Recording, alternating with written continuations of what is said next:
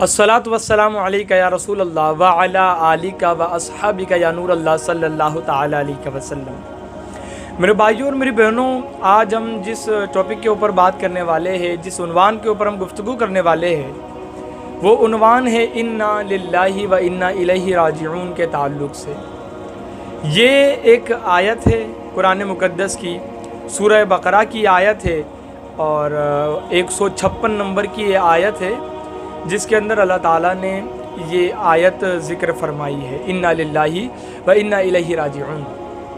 इसको पढ़ना का वे हमारे यहाँ पर जो है ये मशहूर है कि जब किसी का इंतकाल हो जाता है उस वक्त हम इस आयत की तिलावत फरमाते हैं। लेकिन इस आयत को पढ़ना कब है, किस किस वक्त पढ़ना है, और जो मैं एक हदीस पाक आपके सामने रखने वाला हूँ, एक बरकत और इसकी फजीलत उससे वाज़े होती है कि जब बंदा इसको पढ़ता है तो अल्लाह ताला उसके बाद कौन से इनामात और बड़े इनामात है, गैब से अल्लाह ताला मदद फरमाता है और वो ऐसा इनाम अल्लाह ताला उस बंदे को अता करता है कि वो उसके जहनो गुमान के अंदर, वहमो गुमान के अंदर भी वो इनाम नहीं होता। हम इसका तर्जुमा भी समाअत करेंगे कि अल्लाह ताला ने इस आयत के अंदर इरशाद क्या फरमाया है। इससे पहले हम इसके जो पहली वाली आयत है उनको ज़रा देखते हैं कि उन आयत के अंदर अल्लाह ताला ने किस चीज़ का जिक्र फरमाया है। सूरह बकरा की 155 नंबर की वो आयत है और मशहूर आयत है।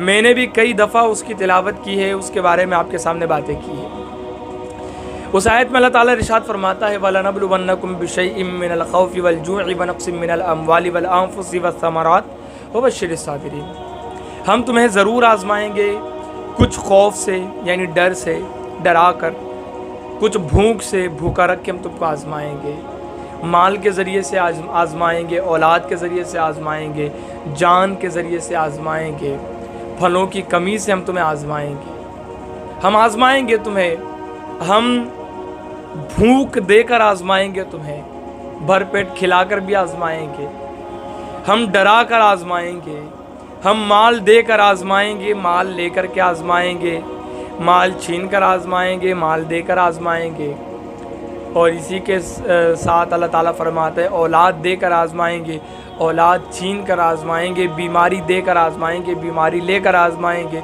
सेहत देकर आजमाएंगे, सेहत छीन कर आजमाएंगे। और फलों का अल्लाह ने ज़िक्र फरमाया, इससे मुराद ये भी है कि हम तुम्हें अच्छी तिजारत देकर आजमाएंगे और उस तिजारत में नुकसान करके भी आजमाएंगे, वो तिजारत छीन करके भी आजमाएंगे।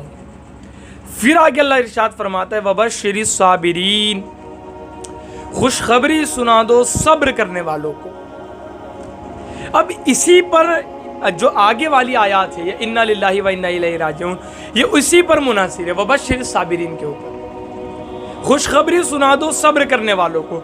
जो लोग सब्र करते हैं अल्लाह ताला उनको साबिरीन में लिखता है। अल्लाह के रसूल फरमाते हैं कि मोमिन का मामला भी बड़ा ताज्जुब वाला मामला है कि अल्लाह ताला जब इसको नेमतें देता है तो ये वो बंदा है जो शुक्र अदा करता है और इसका नाम शाकिरीन में लिखा जाता है, और जब बंदा इसके ऊपर मुसीबत डालता है तो ये सब्र करता है और इसका नाम साबिरीन में लिखा जाता है। और फहरिस्त शाकिरीन में नाम आ गया, बंदा बड़ा आला है। फहरिस्त साबिरीन में नाम आ गया, बंदा बड़ा आला है। यानी दोनों पर अजर है, इसको दोनों पर सवाब है। और यहाँ तक कि बंदा जब एक लुकमा खाता है तो अल्लाह ताला उस लुकमे पर भी उसको सवाब अता फरमाता है। जब बंदे पर मुसीबत आती है, वो सब्र करता है तो अल्लाह ताला रहमतों के दरवाजे उसके लिए खोल देता है, रहमत के दरवाजे उसके लिए खोल देता है। जब तक बंदा मुसीबत में होता है, सब्र कर रहा होता है, अल्लाह ताला उसके ऊपर बराबर से रहमत की बरसात फरमाता है। यानी सब्र की बड़ी फजीलत है। एक हदीस पाक मुझे इस वक्त याद आ रही है, अल्लाह ताला फरमाता है कि जब मैं अपने किसी बंदे को कोई मकाम देना चाहता हूँ, उसको मैं सक्सेस करना चाहता हूँ, उसको कामयाबी देना चाहता हूँ। अब कोई बंदा ऐसा है जो अपने स्किल्स की बिना पर या अपने इल्म की बिना पर उस मकाम तक नहीं पहुँच पाता, लेकिन मुझे पहुँचाना है। अब वो अपने फ़न की बिना पर, अपनी स्किल की बिना पर या अपने इल्म की बिना पर, इल्म के ज़रिए से या स्किल के ज़रिए से उस तक नहीं पहुँच पा रहा है, उस मकाम तक, तो मैं क्या करता हूँ, तो मैं उस बंदे पर आजमाइश डालता हूँ, मुसीबतें डालता हूँ। मैंने बीमारी उसके ऊपर डाल दिया, یا میں مال کا نقصان اس کا کر کے اس کے اوپر آزمائش ڈال رہا ہوں، اولاد لے کر اس کے اوپر آزمائش ڈال رہا ہوں، کسی بھی طریقے سے میں مصیبت اس کے اوپر ڈالتا ہوں اور پھر میں اس کو صبر کی توفیق دیتا ہوں۔ اب بندہ صبر کرتا ہے، اب وہ صبر کر رہا ہے حتیٰ کہ میں اس کو کامیاب کر دیتا ہوں، وہ مقام اس کو عطا کر دیتا ہوں۔ یعنی صبر کی بڑی فضیلت ہے۔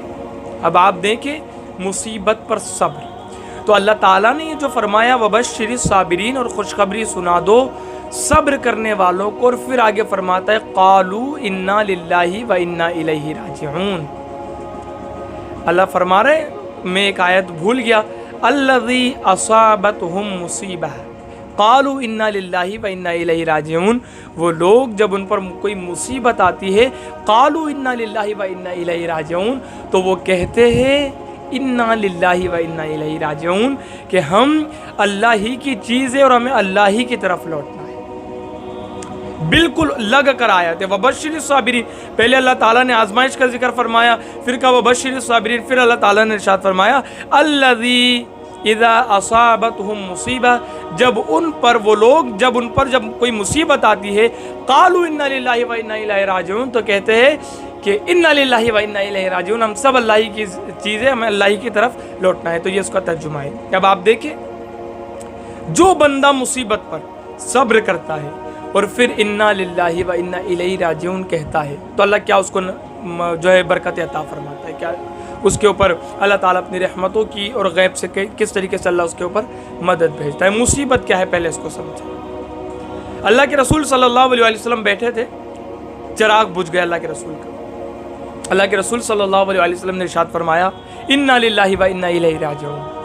تو پاس میں جو اصحاب بیٹھے تھے وہ کہنے لگے یا رسول اللہ، کیا چراغ کا بجھ جانا بھی مصیبت ہے؟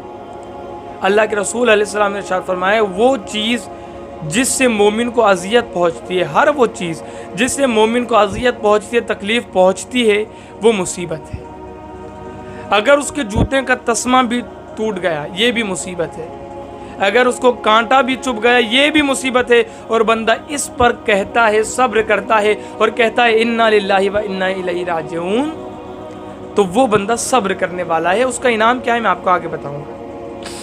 تو یہاں پر اللہ کے رسول نے قانون دے دیا کہ ہر وہ چیز جس سے مومن کو اذیت پہنچتی ہے وہ مصیبت ہے، اور بندہ اس پر کہے انا للہ و انا الیہ راجعون، اللہ اکبر، تو اس کو کہنا انا للہ و انا الیہ راجعون۔ ساتھ میں ایک دعا بھی ہے، وہ بھی آپ کو بتاؤں گا جو اللہ کے رسول صلی اللہ تعالیٰ علیہ وآلہ وسلم نے ہمیں تعلیم فرمائی ہے۔ تو جب بندہ انا للہ و انا الیہ راجعون پڑھتا ہے تو اللہ کیا انعام اس کو عطا کرتا ہے، ایک حدیث پاک میں آپ کے سامنے پیش کروں۔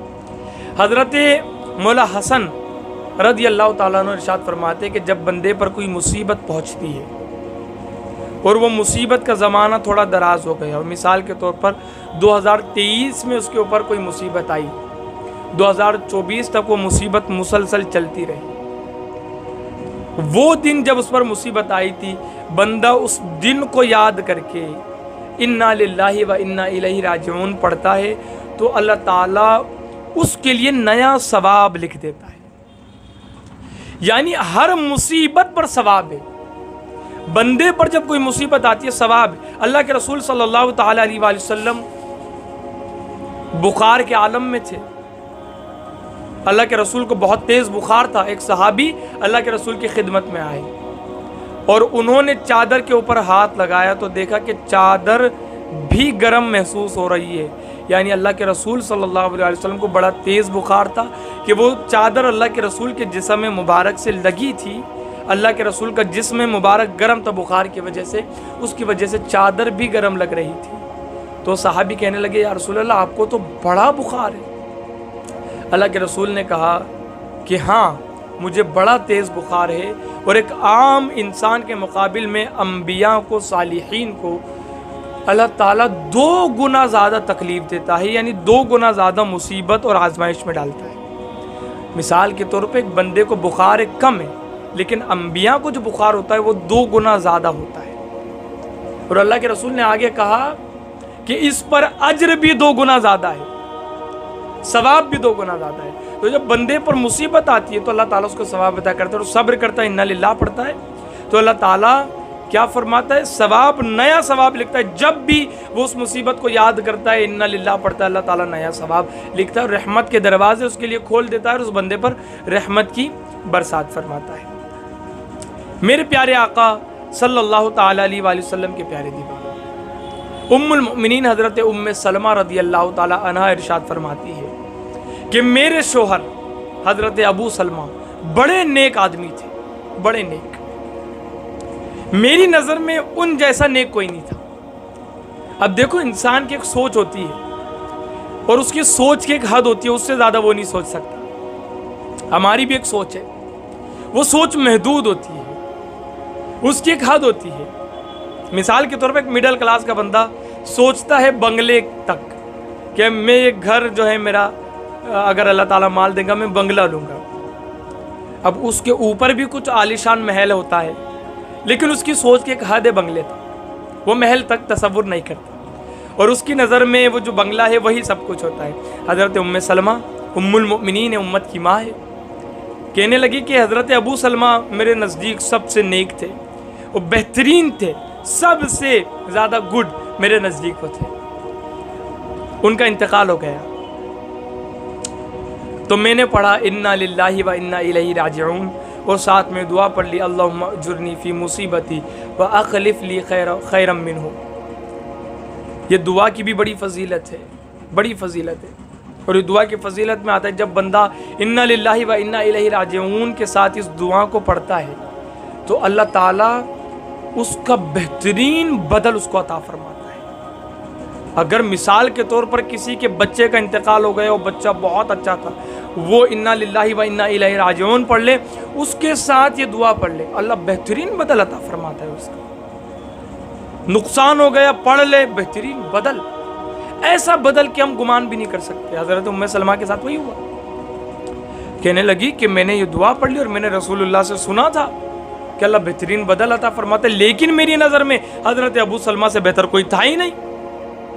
اب میں تو سوچ رہی تھی اللہ کیا بدل عطا فرمائے گا، تو اللہ تعالیٰ نے رسول پاک صلی اللہ تعالیٰ علیہ وآلہ وسلم کے ساتھ میرا نکاح فرما دیا، اور رسول اللہ حضرت ابو سلمہ سے کئی گنا زیادہ بہتر ہے۔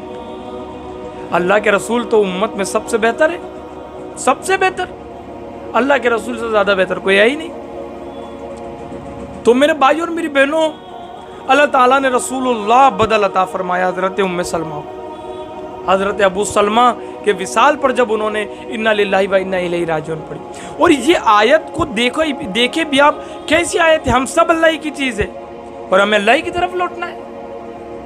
اللہ تعالیٰ کھلائے ہم کھاتے، اللہ تعالیٰ پہنائے ہم پہنتے، اللہ تعالیٰ چلائے ہم چلتے، ہمارا اپنا کچھ ہے ہی نہیں، اور اینڈ بھی اللہ تعالیٰ کے پاس ہم کو جانا ہے۔ تو ہمیں تکبر سے بھی بچنا چاہیے، اور مصیبت کے وقت انتقال ہو رہے پڑے، مصیبت آ رہی ہے پڑے، تجارت میں نقصان آ رہے پڑے، اللہ تعالیٰ اولاد کا وصال فرما رہے پڑے، امتحان میں اگر فیل ہو رہے پڑے، یعنی ہر وہ چیز اللہ کے رسول نے قانون دے دیا، اگر آپ کے گھر کا چراغ بھی بجھتا ہے وہ تکلیف اس پر آپ پڑے، جوتے کا تسمہ بھی ٹوٹ جاتا ہے، یہ بھی مصیبت اس پر بھی پڑے، اور ہر مصیبت پر اگر آپ صبر کریں گے اور پڑھیں گے، ہر مصیبت پر اجر ہے۔ تو میرے بھائی اور میری بہنوں، انا للہ و انا الیہ راجعون، اگر کوئی چیز گم بھی جاتی ہے پڑھے آپ، گم جاتی ہے کوئی چیز پڑھے آپ، کثرت کریں، اور اس کی کثرت سے اللہ تعالیٰ وہ چیز بھی آپ کو عطا کرے گا، یا اس کا بہترین بدل آپ کو عطا کرے گا۔ تو میں نے آپ کے سامنے مختصر سے اس کی فضیلت پیش کی۔ اللہ تعالیٰ